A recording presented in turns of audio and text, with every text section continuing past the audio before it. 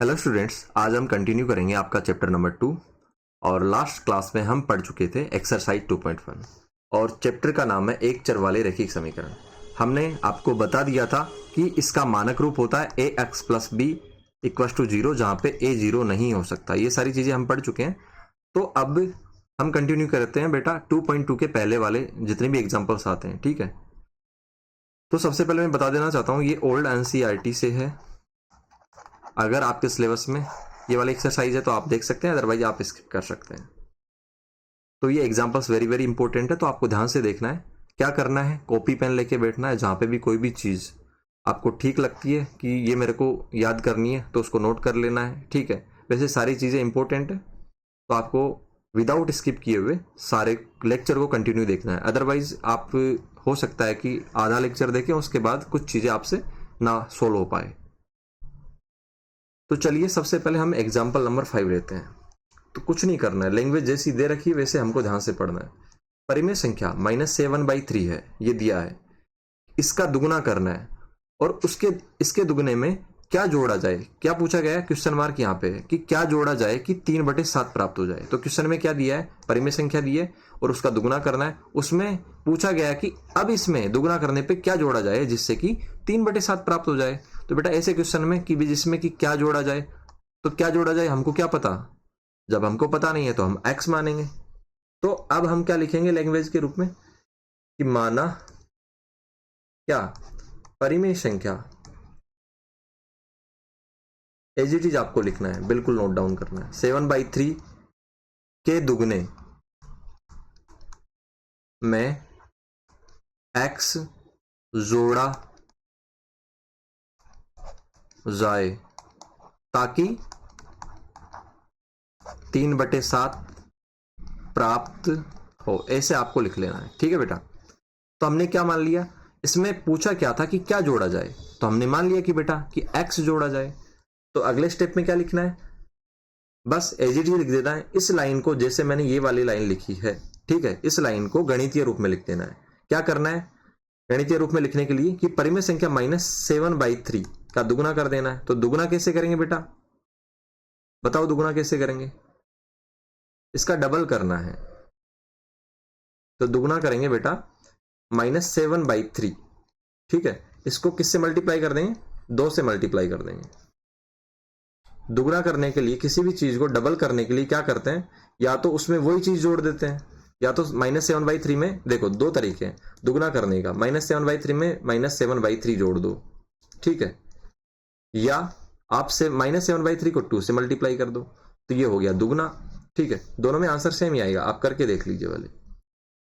और उसके बाद क्या करना बेटा, दुगने में x जोड़ना है। x जोड़ दिया ताकि 3/7 प्राप्त हो जाए, तो बस 3/7 प्राप्त हो गया। तो इसको नहीं उतारना है, इसको हटा देना है, ठीक है। तो हमने इस वाली लाइन को ऐसे लिख लिया मैथमेटिकल रूप में कि हमको क्या पूछा गया था कि क्या जोड़ा जाए, तो हमने मान लिया कि x जोड़ा जाए। अब हमको x की वैल्यू निकालनी, क्योंकि यही तो ज्ञात करना है हमको। तो बस एज इट इज जैसे क्वेश्चन में कहा गया है कि इसके दुगने में क्या जोड़ा जाए, तो हमने मान लिया x जोड़ा जाए ताकि 3/7 मिल जाए। तो बस अब x की वैल्यू निकाल देनी है, तो पता चल जाएगा क्या जोड़ा जाए। तो मल्टीप्लाई करते हैं बेटा, -14/3। इसको मल्टीप्लाई करेंगे 7 को 2 से, तो वो 14 मिल जाएगा, 14 मिल जाएगा। तो -14/3 प्लस x बराबर 3/7। और ऐसे क्वेश्चन मैंने आपको पहले करवाए ही थे कि x को इधर रखना है और -14/3 को बेटा इधर भेज देना है, ताकि इसका चिन्ह चेंज हो जाएगा।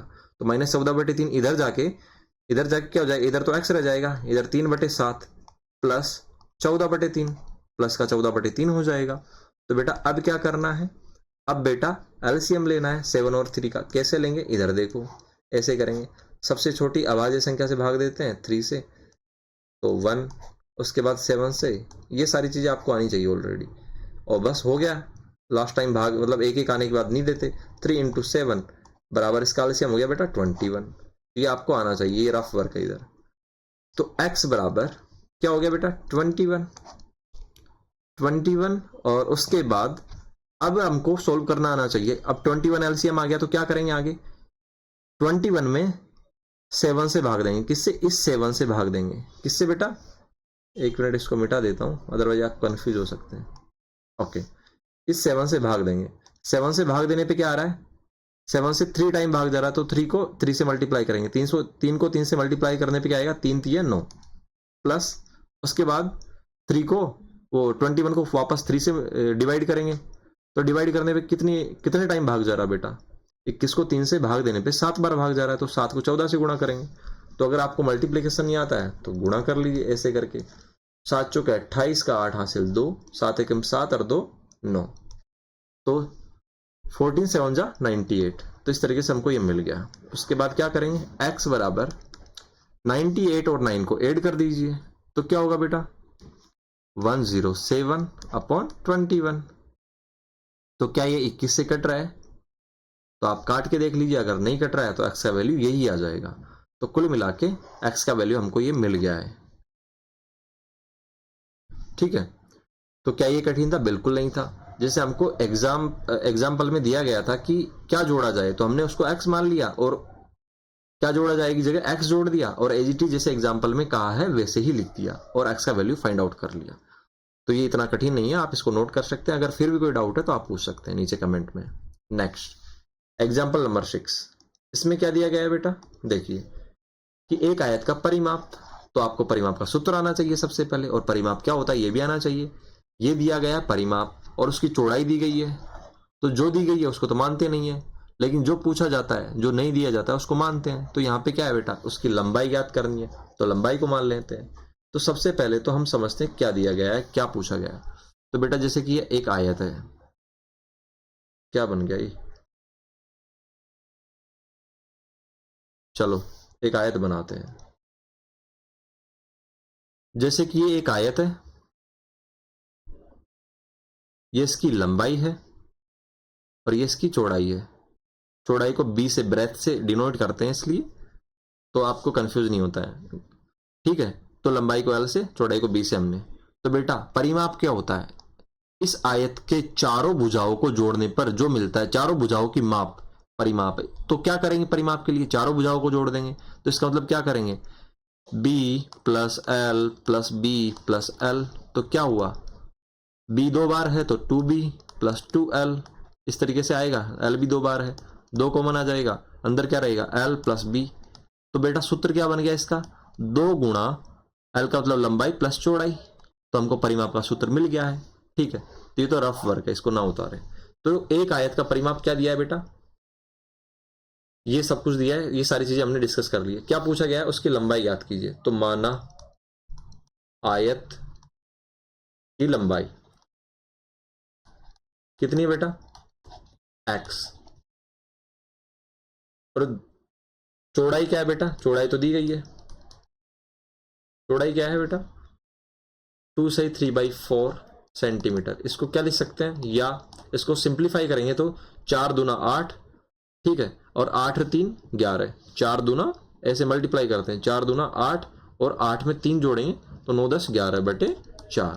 ठीक है बेटा, और उसके बाद फिर क्या करेंगे, अब क्या दिया है, दिया है क्या, आयत का परिमाप।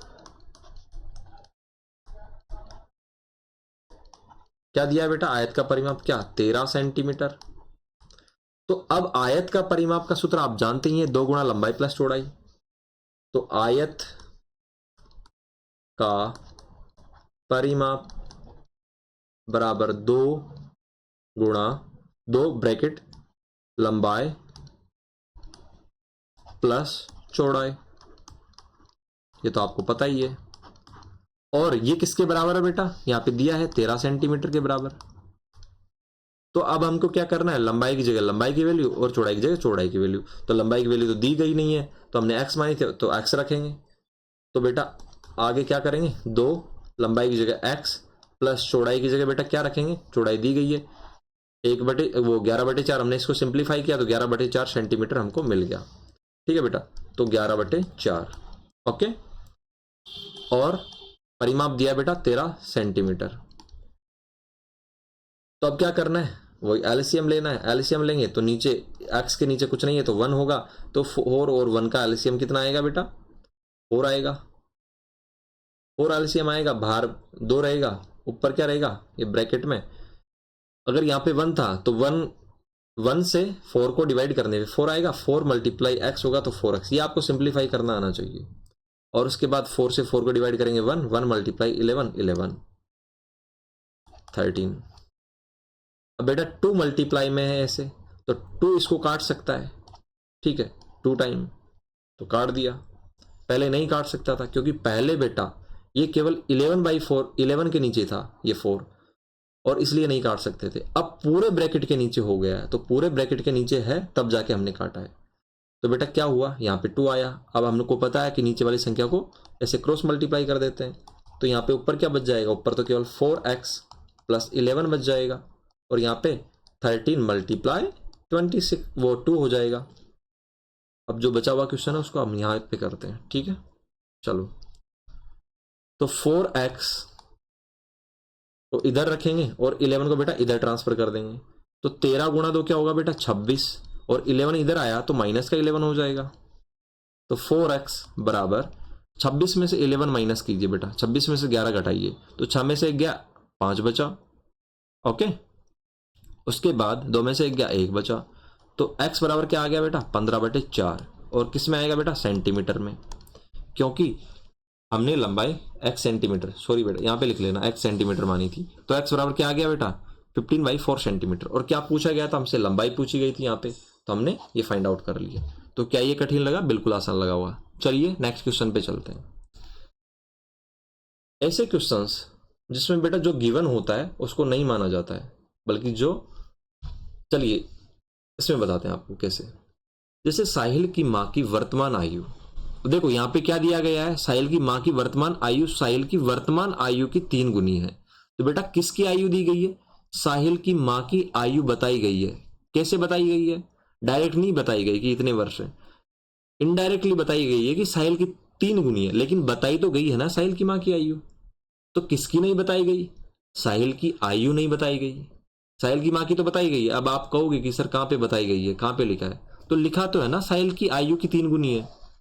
तो साहिल की आयु की 3 गुनी है किसकी, साहिल की माँ की आयु, तो कम से कम बताया तो गया है ना साहिल की माँ की आयु साहिल की आयु की 3 गुनी है, लेकिन साहिल की आयु तो बताई ही नहीं गई, ठीक है। तो बेटा किसको मानेंगे हम, जिसको नहीं बताया गया है। तो किसको नहीं बताया गया, साहिल को, तो साहिल की आयु को हम मानेंगे, ठीक है, जो भी मानेंगे। तो 3 गुनी है ये आपको पता चल गया। उसके बाद पूरा क्वेश्चन पढ़ना आपको। 5 वर्ष बाद उन दोनों की आयु का योग, 5 वर्ष बाद, देखो अब 5 वर्ष इसकी बढ़ जाएगी, इसकी माँ की जो अभी प्रेजेंट में है, इसकी माँ की आयु और साहिल की आयु, सभी की दोनों की 5-5 वर्ष बढ़ जाएगी, और 5 वर्ष बाद जो भी आयु होगी उनकी, उनका योग बेटा 66 वर्ष हो जाएगा, 66 ईयर हो जाएगा। तो उनकी वर्तमान आयु याद कीजिए। तो ऐसे क्वेश्चन को करने का तरीका क्या है बेटा, पहले तो आपको ये देखना है कि किसकी आयु दी है किसकी नहीं। तो साहिल की माँ की आयु दी है, साहिल की नहीं, और जो भी कौन सी बेटा वर्तमान। तो मैंने क्या बताया था, तो किसकी आयु नहीं दी गई है, साहिल की, तो सबसे पहले हम साहिल की आयु मानेंगे, ठीक है। साहिल की माँ की तो आयु दी गई है कि साहिल की आयु की 3 गुनी है, तो किसकी नहीं दी गई, साहिल की, तो माना। और कौन सी आयु दी है बेटा साहिल की माँ की, वर्तमान आयु दी है, ठीक है, माना। जिसकी आयु नहीं दी गई है उसको मानते हैं, माना साहिल की। और कौन सी आयु मानेंगे बेटा, वर्तमान आयु, क्योंकि वर्तमान आयु दी गई है उसकी माँ की, तो वर्तमान ही मानेंगे। वर्तमान आयु बराबर x वर्ष। तब अब प्रश्न में दिया है साहिल की मां की वर्तमान आयु क्या हो जाएगी बेटा, साहिल की मां की वर्तमान आयु क्या हो जाएगी, साहिल की आयु की 3 गुनी। तो साहिल की आयु की 3 गुनी क्या होगी, 3 गुना x वर्ष। तो साहिल की x थी तो साहिल की मां की 3x हो गई, ठीक है बेटा। अब 5 वर्ष बाद क्या लिखेंगे, प्रश्न में दिया है 5 वर्ष बाद, और यहां पे लिख देंगे प्रश्नानुसार, ज्यादा कुछ लिखने की जरूरत नहीं है। 5 वर्ष बाद प्रश्न के अनुसार क्या हो जाएगा, 5 वर्ष बाद प्रश्न के अनुसार क्या हो जाएगा बेटा, साहिल की मां की आयु। पहले तो साहिल की आयु निकालेंगे, साहिल की आयु कितनी हो जाएगी 5 वर्ष बाद, अभी x है, जैसे कि आपकी आयु अभी 20 साल है, तो 5 वर्ष बाद क्या हो जाएगी, 5 जोड़ोगे ना उसमें 25 हो जाएगी। तो अगर वर्तमान में साहिल की आयु x है, तो साहिल की आयु 5 वर्ष बाद देखो ये जो साहिल की आयु है वो 5 वर्ष बाद निकाली जा रही है। 5 वर्ष बाद लिख देता हूं मैं, 5 वर्ष बाद साहिल की आयु कितनी हो जाएगी बेटा, x प्लस 5। प्रेजेंट आयु में हमने 5 जोड़ दिया वर्ष, और उसके बाद 5 वर्ष बाद साहिल की मां की आयु कितनी हो जाएगी बेटा, अभी कितनी है 3x। तो बेटा 5 वर्ष बाद क्या हो जाएगी, 3x में 5 जोड़ दो, क्योंकि 5 वर्ष बाद 5 बढ़ेगी, और 5 वर्ष पहले की बात करता तो 5 घटा देते वर्ष। अब प्रश्न में क्या दिया गया है कि 5 वर्ष बाद इन दोनों की आयु का योग कितना हो जाएगा, 66 वर्ष। तो प्रश्नानुसार क्या 5 वर्ष बाद साहिल की आयु x प्लस 5, ठीक है, और 5 वर्ष बाद साहिल की मां की आयु 3x प्लस 5, इन दोनों का योग, इन दोनों का सम कितना हो जाएगा बेटा, 66 वर्ष। तो हमने डायरेक्ट लिख दिया प्रश्नानुसार। आप ऐसे भी दिखा सकते हैं कि 5 वर्ष बाद साहिल की आयु प्लस 5 वर्ष बाद साहिल की मां की आयु बराबर 5 वर्ष बाद दोनों की कुल आयु, ठीक है। तो ऐसा लिखने की जरूरत नहीं है, डायरेक्ट हम लिख सकते हैं प्रश्नानुसार। प्रश्न के अनुसार हमने पहले 5 वर्ष बाद साहिल की आयु, उसके बाद प्लस 5 वर्ष बाद साहिल की मां की आयु, दोनों का सम किया, जो दे रखा है 66 वर्ष। बस अब क्या करना, x का वैल्यू निकालना है जिससे कि उनकी वर्तमान आयु निकल सके। तो x का वैल्यू कैसे निकालेंगे, देखो ब्रैकेट हटाएंगे तो बेटा x और ये 3x को इसके पास में लेके आएंगे, प्लस 3x। चलो इसमें आप कंफ्यूज हो सकते हैं तो डायरेक्ट लिख देते हैं 5। ब्रैकेट हटाया तो क्या आया बेटा, 5 plus 3x plus 5 equals to 66 वर्ष, ठीक है बेटा। तो x और 3x जुड़ेगा तो क्या हो जाएगा 4x, और 5 जुड़ेगा तो क्या हो जाएगा बेटा 10 बराबर 66 वर्ष। अब ऐसे समीकरण मैंने आपको सोल्व करना बताया था। अब क्या करेंगे, 10 को इधर भेजेंगे, तो मैं यहां पे लिख रहा हूं बेटा 10 को इधर भेजेंगे तो 4x तो इधर रह जाएगा, और 66 माइनस का 10 हो जाएगा क्योंकि 10 प्लस का है। तो 4x बराबर क्या हो जाएगा बेटा, 66 में से 10 गया तो 56, और x बराबर क्या हो जाएगा 56 अपॉन 4। अब डिवाइड कीजिए, 4 1 जा 1, 4 1 जा 4, ठीक है, उसके बाद 1, 4 4 जा 16, तो 14 4 जा 56 होता है। तो 14 टाइम ये कट गया, तो 14 बार कट गया बेटा 56 4 के द्वारा। तो ये आपको समझ में आ गया होगा, मैं काट भी देता हूं। तो x बराबर 14 मिला। तो x क्या था बेटा, साहिल की वर्तमान आयु। तो वर्तमान आयु तो पूछा था, तो साहिल की वर्तमान आयु कितनी हो जाएगी बेटा, साहिल की वर्तमान आयु हो जाएगी बेटा 14 वर्ष, ठीक है बेटा। और साहिल की मां की वर्तमान आयु क्या हो जाएगी, साहिल की मां की वर्तमान आयु कितनी हो जाएगी बेटा, वो क्या है 3x, तो 3x है, तो 3 और x की वैल्यू क्या है बेटा 14, तो मल्टीप्लाई कीजिए, 14 एकम 14, 14 दूना 28, तो 14 3 42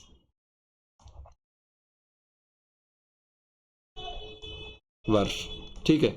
तो साहिल की मां की आयु क्या निकल के आ गई बेटा 42 वर्ष, और साहिल की वर्तमान आयु 14 वर्ष। तो दोनों की वर्तमान आयु हमने निकाल ली। तो इस तरीके से ऐसे क्वेश्चन में क्या ध्यान रखना है कि किसकी आयु दी है, यहाँ पे मां की आयु दी थी, डायरेक्ट नहीं दी थी, इनडायरेक्ट दी थी, साहिल की आयु की 3 गुने के रूप में। तो मां की आयु नहीं माननी है, उसकी माननी है जिसकी आयु नहीं दी गई है। तो साहिल की आयु तो कहीं दी नहीं गई है, इनडायरेक्टली भी नहीं दी गई है, तो उसकी आयु हमने मानी। तो क्या ये क्वेश्चन कठिन लगा, मेरे हिसाब से नहीं लगना चाहिए। और जैसे जैसे क्वेश्चन में कहा जा रहा वैसे वैसे करना है। 5 वर्ष बाद प्रश्नानुसार हमने इनकी आयु निकाली, ये जुड़ जाएगी 5 साल। उसके बाद प्रश्नानुसार दोनों की आयु का सम 66 वर्ष। उसके बाद एक्स निकल गया, एक्स क्या थी साहिल की वर्तमान आयु। चलिए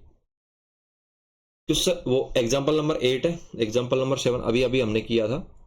उसके बाद एग्जाम्पल नंबर 8 है, चलिए इसको भी डील करते हैं, इतना कठिन नहीं है। बंसी के पास, पहले पढ़ते हैं क्या दिया गया है।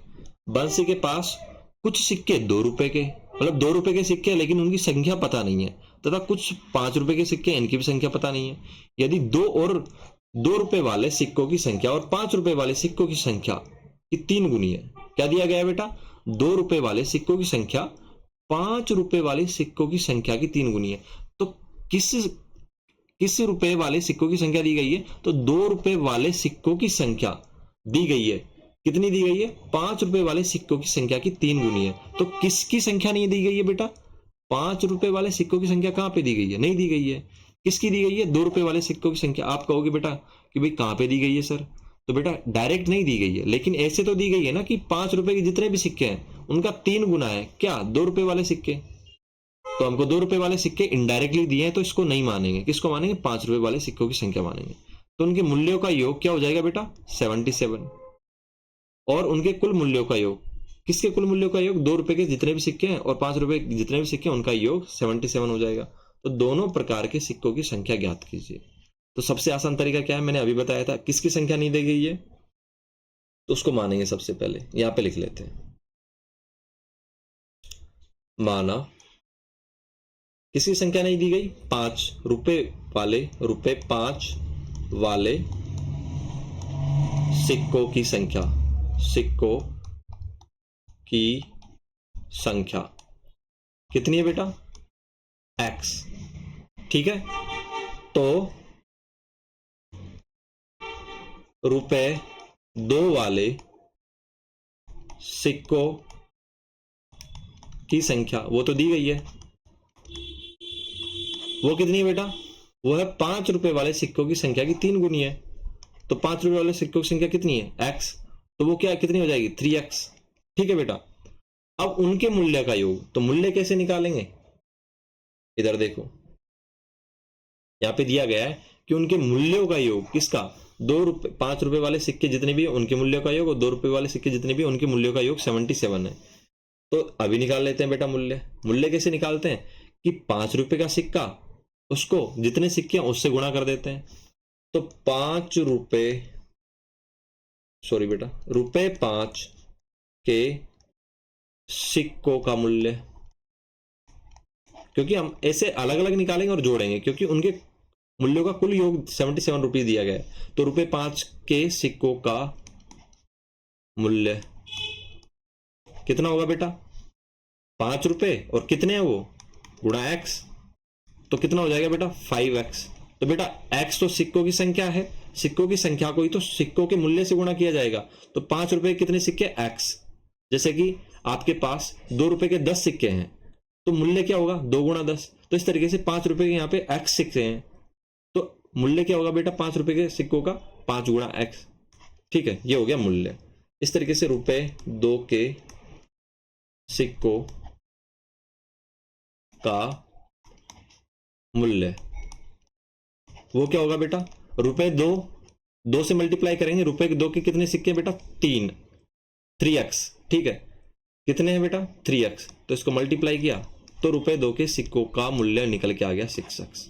अब प्रश्नानुसार क्या करेंगे? प्रश्नानुसार सीधा लिखना होता है। प्रश्न के अनुसार क्या दिया गया है? उनके मूल्यों का योग। तो क्या है बेटा? 5 रुपए, वो रुपए 5 वाले सिक्कों का मूल्य प्लस रुपए 2 वाले सिक्कों का मूल्य बराबर कितना है बेटा? 70 रुपीज 77, ये दिया गया है। तो बस जोड़ दीजिए। 5 रुपए वाले सिक्कों का मूल्य कितना है? 5x, और 2 रुपए वालों का 6x, दोनों को जोड़ दीजिए। 5x plus 6x equals to 77। तो 5 और 6 ऐड होगा बेटा, जुड़ेगा तो 11 मतलब 11x आएगा बराबर 77। x बराबर क्या आ गया? 77 अपॉन 11 बराबर 7। x बराबर 7 निकल के आया। अब हमको क्या याद करना है? दोनों प्रकार के सिक्कों की संख्या। तो यहां पे लिख देता हूं बेटा मैं। ठीक है, तो रुपए 5 के, ये के है यहां पे। ठीक है, वापस से मैं मिटा के लिख देता हूं। रुपए 5 के सिक्कों की संख्या कितनी थी बेटा? बताइए। यहां पे थी बेटा 5x, तो 5x। अब x की वैल्यू को रखेंगे तो x की वैल्यू कितनी आई है? 7।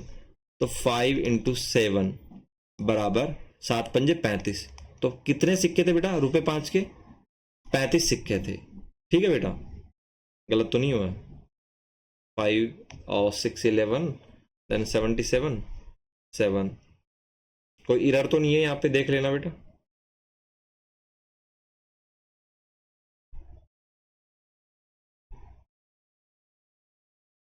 ओके, नहीं है। हमने, हाँ एरर है यहाँ पे, इधर देखिए, क्योंकि हमने क्या निकाला है, हमने मूल्य वालों में इसका वैल्यू पुट कर दिया, मूल्य में नहीं करना। वही मैं सोच रहा था कि अगर 35 सिक्के हो गए तो क्या होगा। तो सिक्कों की संख्या ये नहीं है बेटा, इधर देखिए, हमने यहाँ पे गलत लिख दिया, सॉरी बेटा। यहाँ पे देखो, यहाँ पे देखिए, सिक्कों की संख्या, ₹5 वाले सिक्कों की संख्या तो x है, तो वो x थी। यहाँ पे देखिए, सिक्कों की संख्या है और ये मूल्य था, हमने गलती से मूल्य लिख दिया। x बराबर कितना है बेटा? 7, जो कि हमको मिला है। तो 7 तो कितने हो गए? 7 सिक्के तो किसके हो गए? ₹5 के। तो ₹2 वाले सिक्कों की संख्या बराबर कितनी है बेटा? मैं यहां पे लिख रहा हूं आगे, ₹2 वाले सिक्कों की संख्या बराबर कितनी है बेटा? वो है बेटा, यहाँ पे देखिए 3x।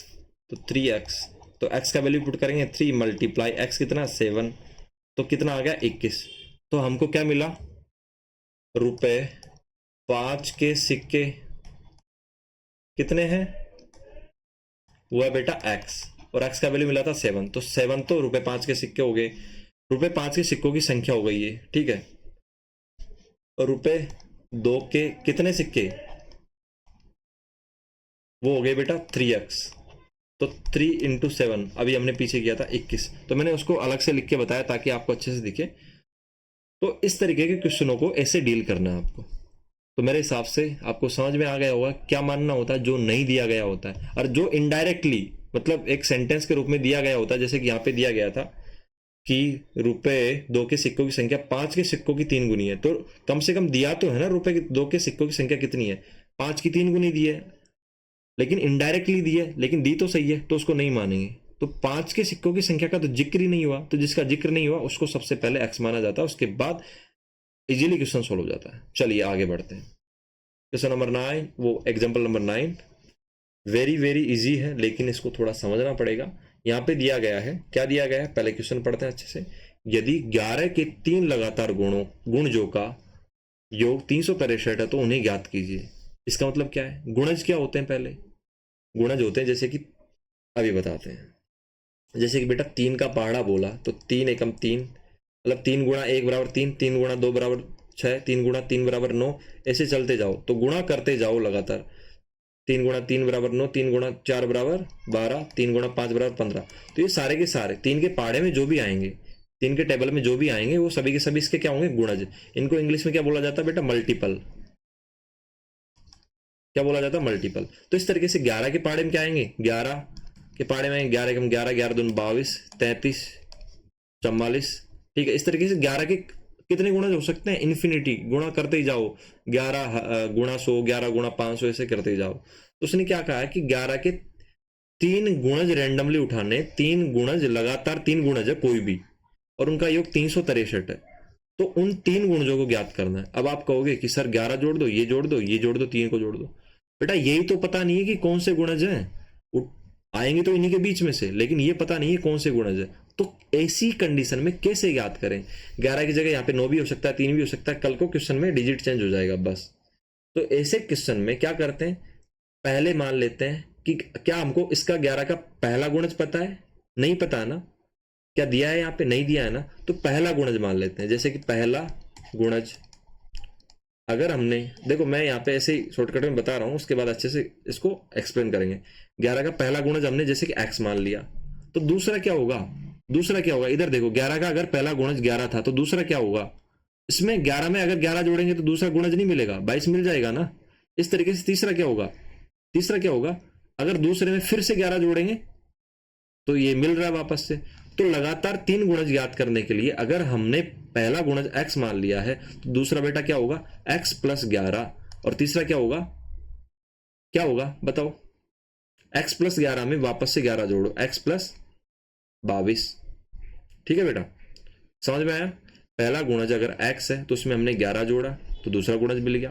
तीसरा गुणज प्राप्त करने के लिए फिर हमने दूसरे गुणज फिर से 11 जोड़ा तो हमको तीसरा गुणज, और ये लगातार रहेंगे। जैसे कि यहाँ पे है 11 में 11 जोड़ा तो 22, फिर वापस 11 जोड़ा तो 33।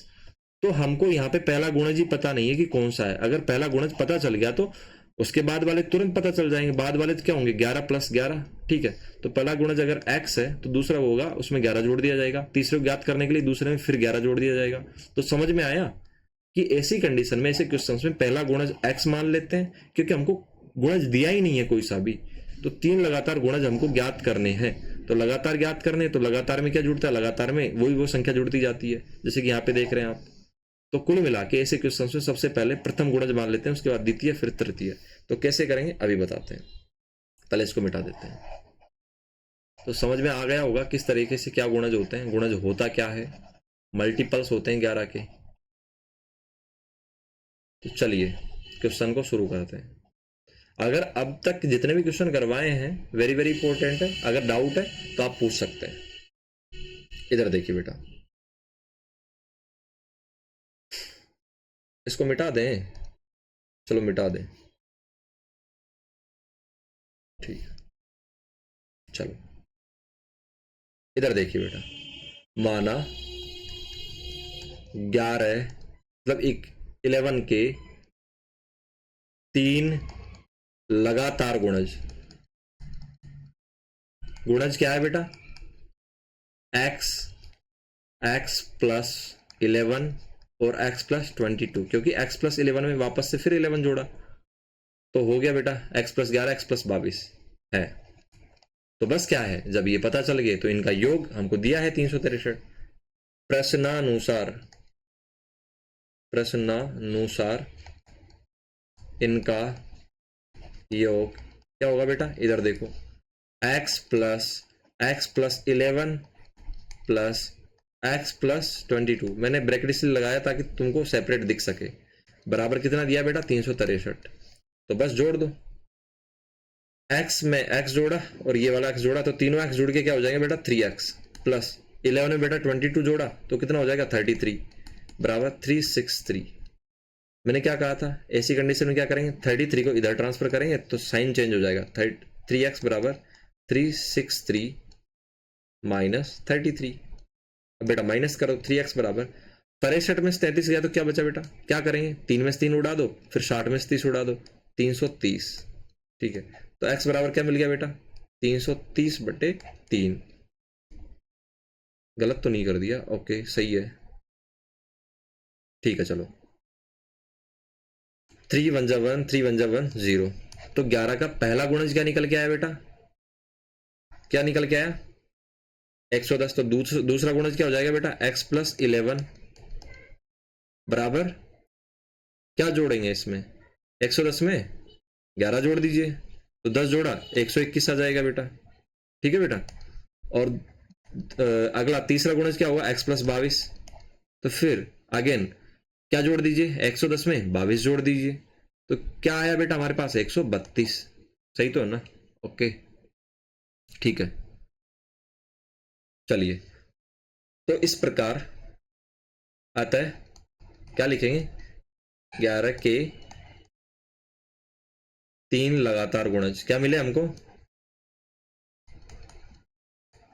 क्या मिले बेटा, हमको मिले बेटा प्रथम गुणज 110 और 121 दूसरा गुणज और तीसरा गुणज 132 है, लिख देंगे। तो क्या ये कठिन था, बिल्कुल इजी है, आपको ट्राई करना है। यहाँ पे 11 की जगह डिजिट चेंज कर लेना, 3 कर लेना, 5 कर लेना, 100 कर लेना, कुछ भी कर लेना, ऐसे ही होगा। ठीक है, जब लगातार की बात हो तो ऐसे ही होगा, एक छोड़ के एक की बात हो तो आप दिमाग लगा लीजिए, फिर डबल जोड़ना पड़ेगा। चलो उसके बाद हम चलते हैं एग्जाम्पल नंबर 10 पे, ये भी वेरी वेरी इंपॉर्टेंट है। दो पूर्ण संख्याओं, यहाँ पे क्या दिया है पहले क्वेश्चन पढ़ते हैं। दो पूर्ण संख्याओं का अंतर कितना बेटा 66 है। यदि उनमें 2:5 का मतलब उनका अनुपात क्या है बेटा 2:5 है तो भी संख्या ज्ञात कीजिए। तो बिल्कुल आनंददायक क्वेश्चन है।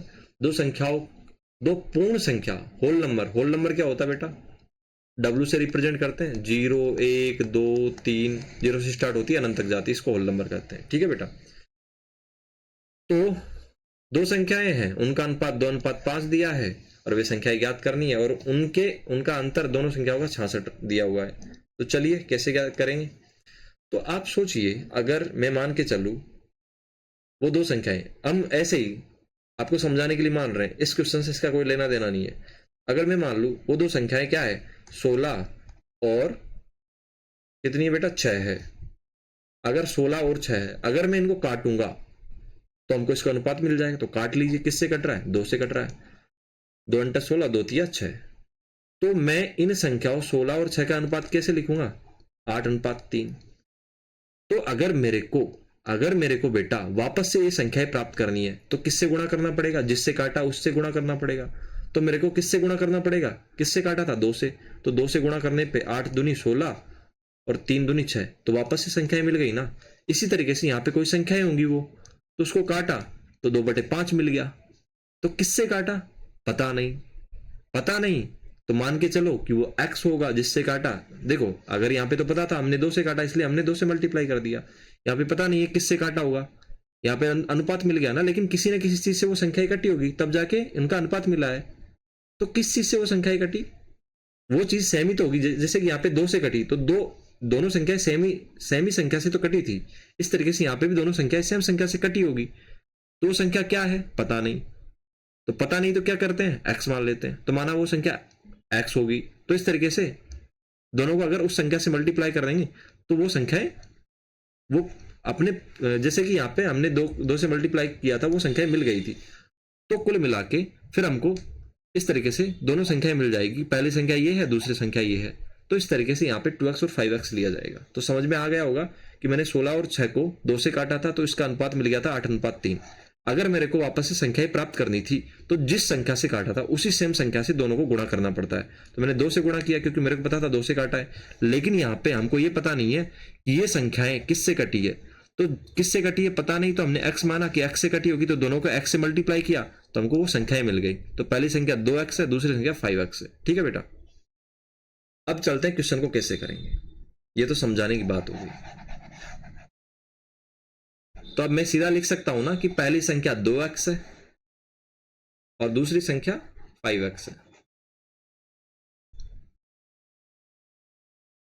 तो ऐसे क्वेश्चन कैसे करेंगे, अब आप दिमाग में बैठा लीजिए। दिया है दोनों संख्याओं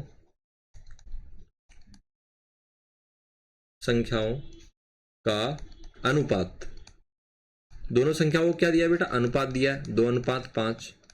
अतः दोनों संख्याएं होगी क्या, 2x और 5x। ऐसा क्यों लिखा मैंने, क्योंकि दोनों संख्याएं अपने रूप में होगी तब किसी सेम संख्या से कटी होगी। ठीक है, कटी होगी ना किसी सेम संख्या से, हमको पता नहीं किससे कटी है। अगर उसी संख्या से वापस इनके अनुपातों को गुणा कर दिया जाए तो वही संख्या मिल जाएगी वापस से। तो माना कि जिस संख्या से कटी थी वो x है, तो हमने दोनों को x से मल्टीप्लाई कर दिया तो वापस से वही संख्या मिल गई। लेकिन क्या वास्तव में ये वो संख्या है, नहीं। कैसे मिलेगी, x का वैल्यू निकालना पड़ेगा। तो प्रश्न में जैसे दिया वैसे कर लेते हैं, दोनों संख्याएं होगी 2x और 5x। ऐसे रेशो वाले क्वेश्चन में ऐसे ही करना है आपको। तो प्रश्नानुसार इनका अंतर किसका, दोनों पूर्ण संख्याओं, इनका मतलब दोनों, इसे लिखना है आपको, पूर्ण संख्याओं है बेटा, यहाँ पे संख्याओं का अंतर, इनका, मैं इसको मिटा देता हूं, मैं लिखना कुछ और चाह रहा था। दोनों संख्याओं का किसका अंतर मैंने ब्रैकेट में लिख दिया ताकि आपको पता रहे संख्याओं का। माना प्रश्नानुसार इनका अंतर कितना बेटा, अभी लिखिए। तो अंतर निकालने के लिए क्या रखेंगे, सबसे पहले बड़ी संख्या, उसमें से 200 दूसरी छोटी संख्या घटाएंगे, और कितना बेटा 66। तो क्या आ गया, 5x - 2x 3x बराबर 66। x बराबर क्या आएगा बेटा 66/3, 3 से काटेंगे बेटा, 3 दूनी 6, 3 दूनी 6, कट गया 22 बार, तो x बराबर 22 मिल गया। तो बेटा प्रथम संख्या, प्रथम ऐसे मत लिखो, चलो डायरेक्ट लिख देते हैं दोनों संख्याएं।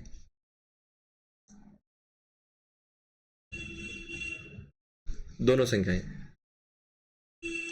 अतः दोनों संख्याएं बराबर 2x बराबर, पहली संख्या क्या आएगी बेटा, 2 गुणा 22 बराबर 44, क्योंकि x का वैल्यू रख दिया हमने, x की जगह 22 रख दिया, x का वैल्यू हमको 22 मिला था। और दूसरी संख्या कितनी है 5x, तो 5 गुणा 22 बराबर 22 पंजे कितना होता है बेटा 110। ठीक है, तो दोनों संख्याएं मिल गई 44 और 110। तो यही तो ज्ञात करना था।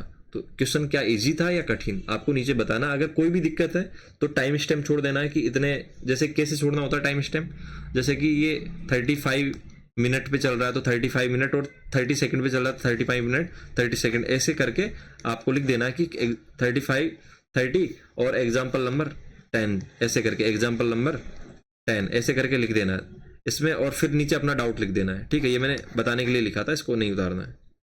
चलिए आगे बढ़ते हैं।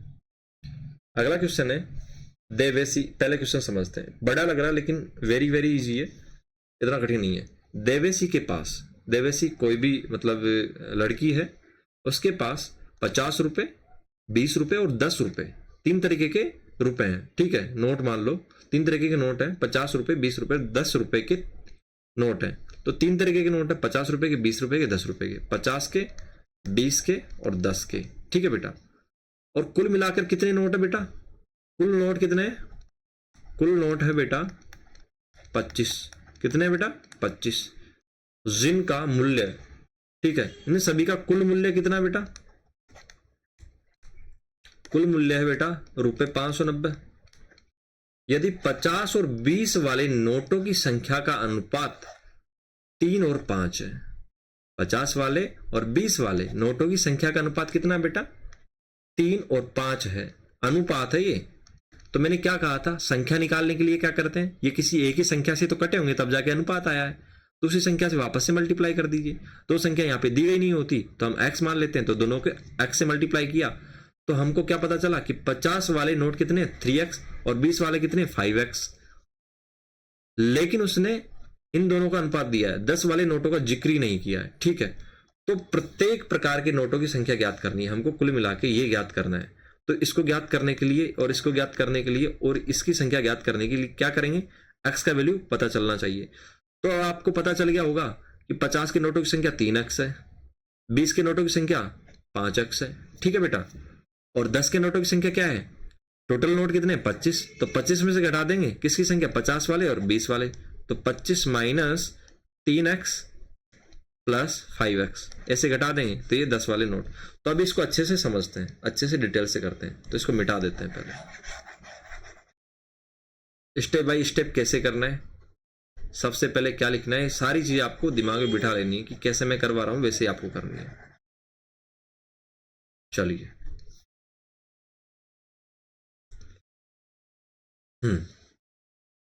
चलो, रुपए, कलर चेंज करते हैं, रुपए 50 वाले 50 तथा रुपए कितना 50 तथा 20 वाले नोटों, इसकी बेटा नोटों की संख्या कितनी है बेटा, पता होना चाहिए आपको कितनी है, 3x और 5x। ऐसा क्यों लिखा मैंने, क्योंकि 3:5 था तो नोटों की संख्या क्या हो जाती है 3x और 5x। कैसे होती है वो मैंने आपको बता दिया। अतः 10 रुपए 10 वाले, पहले तो दोनों नोटों की संख्या मिल गई तो रुपए 10 वाले नोटों की संख्या निकालेंगे। पहले तो ये निकालना है संख्या बराबर कैसे, अब ये तो पता ही नहीं चलेगा, ये तो दिया ही नहीं है। तो क्या करेंगे, कुल नोट माइनस रुपए 50 व रुपए 20 के नोट। ठीक है बेटा, ऐसे लिख लेना आप, ये के है यहाँ पे के नोट। तो कुल नोट कितने हैं, कुल नोट कितने हैं बेटा, यहां पे लिख देते हैं कुल नोट बराबर कितना दिया है बेटा 25। तो 25 माइनस 50 वाले नोट कितने बेटा 3x, और 20 वाले नोट कितने बेटा 5x। तो क्या करेंगे 25 माइनस, क्या कर दिया मैंने, 25 माइनस 3 और 5 ऐड होगा तो बेटा क्या आएगा 8x माइनस 8x। 3 और 5 को ऐड किया, ब्रैकेट लगा के लिखना है, नहीं तो तुम गलती करोगे -3 को घटा दोगे और इसको जोड़ दोगे, ठीक है, ये गड़बड़ हो जाएगा। फिर इस दोनों के सम को घटाना है, ठीक है बेटा, तो ब्रैकेट जरूर लगाना, -8x। तो 10 रुपए के नोटों की संख्या मिल गई हमको। अब क्या करेंगे, सभी का बेटा टोटल मूल्य दिया गया है 590 रुपए, और हमको अब क्या निकालना, x निकालना। x कब निकलेगा, अभी देख लीजिए। हमको क्या करना है, टोटल मूल्य दिया गया है, तो पहले हमको 20 रुपए वाले 50 रुपए के नोटों का मूल्य निकालना होगा, 20 के नोटों का मूल्य, उसके बाद 10 के नोटों का मूल्य, और फिर तीनों का सम करना होगा। तो उससे क्या मिल जाएगा, उससे क्या मिल जाएगा, टोटल जो मूल्य है, ठीक है, उसको 590 के बराबर कर देंगे प्रश्नानुसार। या प्रश्नानुसार मत लिखिए, ये प्रश्नानुसार नहीं होगा, जैसे मैं लिखवाता हूं वैसे आपको समझना है कि कैसे क्या करना है। पहले हम क्या करेंगे, ₹50, अतः ₹50 के नोटों का मूल्य बराबर क्या होगा बेटा 50 गुणा नोटों की संख्या, ठीक है। मूल्य याद करने के लिए क्या करेंगे बेटा, नोट गुणा नोटों की संख्या। तो 50 गुणा 50 के नोट कितने बेटा 3x बराबर 3 पंजो 15, 150x। ये हो गया इसका मूल्य। इस तरीके से ₹20 के नोटों की का मूल्य बराबर कितना 20 गुणा नोटों की संख्या कितनी है, क्योंकि मूल्य निकालने के लिए क्या करोगे, अगर आपके पास 10 नोट है तो 20 रुपए के, तो क्या करोगे 20 को 10 से गुणा कर दोगे। इस तरीके से हमारे पास 20 रुपए कितने नोट है 5x, 5x से गुणा करेंगे तो 100x आ गया बेटा। उसके बाद क्या करेंगे, ₹10 के नोटों का मूल्य कैसे निकालेंगे बेटा, वैसे ही। अभी देखो 10 गुणा 10 के नोटों का मूल्य, 10 के नोट कितने हैं 25x, 25 माइनस 8x, तो क्या हो जाएगा बेटा 250। देखो 10 को 250 25 से गुणा किया 250 माइनस, फिर 10 को 8x से मल्टीप्लाई करना है तो 80x। तो बेटा 50 के नोटों का मूल्य ये है, 20 के नोटों का मूल्य ये है, और 10 के नोटों का मूल्य ये है। अगर हमको टोटल मूल्य निकालना है तो बेटा क्या करेंगे, तीनों का मूल्य जोड़ देंगे प्रश्नानुसार